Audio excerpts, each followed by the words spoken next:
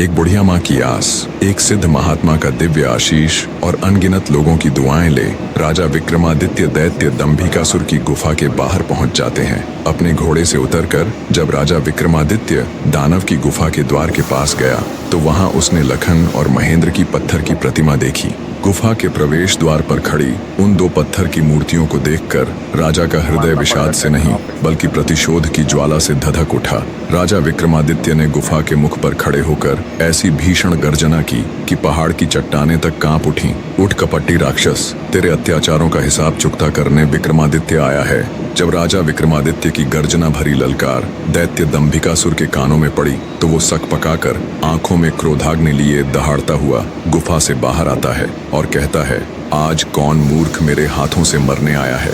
आज कौन सा कीड़ा, कौन धरती का बोझ है जो दंभिकासुर को ललकार रहा है?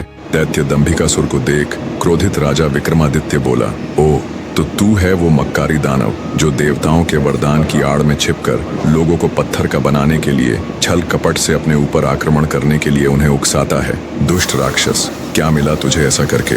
पर अब और नहीं, तेरे पाप का घड़ा भर चुका है, तेरा अंत अब ज्यादा दूर नहीं। राजा विक्रमादित्य की आत्मविश्वास भरी बातें सुन दंभिकासुर थोड़ा सक पकाया। राजा विक्रमादित्य बोले, पूछ पापी राक्षस, कौन से हैं तेरे वो 7 सवाल? मैं जवाब देने के लिए तैयार हूँ। राजा विक्रमादित्य की बात सुन दैत्य दंभिकासुर बोला, ओ तो अब तू मेरे सवालों का जवाब देगा कीड़े।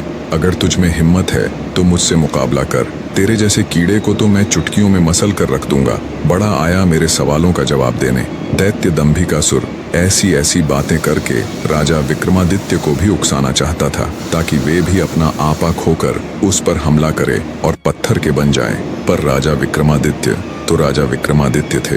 दैत्य की बात सुन राजा विक्रमादित्य बोले, सुन अहंकारी राक्षस, मैं तेरे उकसावे में आकर तुझ पर आक्रमण करने वालों में से नहीं हूँ। मेरा वक्त जाया मत कर और जल्दी से अपने वो सवाल पूछना शुरू कर। ये माया मुझे भी बहुत आती है। इतना कह राजा विक्रमादित्य अपने 4 वीरों को बुलाकर उन्हें बड़े आकार में आने के लिए कहते हैं। विक्रमादित्य के आदेश देते ही पलक झपकते ही उनके 4 वीर प्रकट हो गए और देखते ही देखते अपने विशाल आकार में आ गए। ये देख दैत्य दंभिकासुर ठिठक जाता है।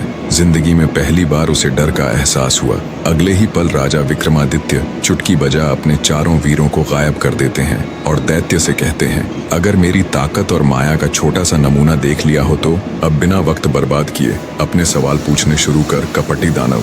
सब देख और सुन दानव विचार करता है कि अब तो कोई चारा नहीं, ये मेरे बहकावे में आने वाला नहीं है। वो अपनी गुत्थी सुनाना शुरू करता है। तो सुनो राजा, बने रहे।